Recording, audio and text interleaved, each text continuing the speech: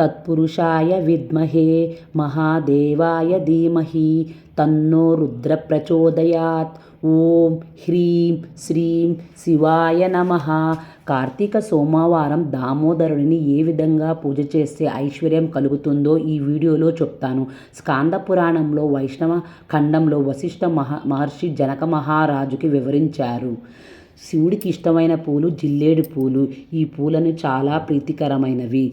శివుడికి ఇష్టమైన అభిషేకం కుశోదక అభిషేకం. కుశోదకలు అంటే దర్భలు నీటిలో వేసి ఆ నీటితో అభిషేకం చేస్తే పరమశివుడు పరమానంద భరితుడై మీకు అనుగ్రహాన్ని కలుగ చేస్తాడు.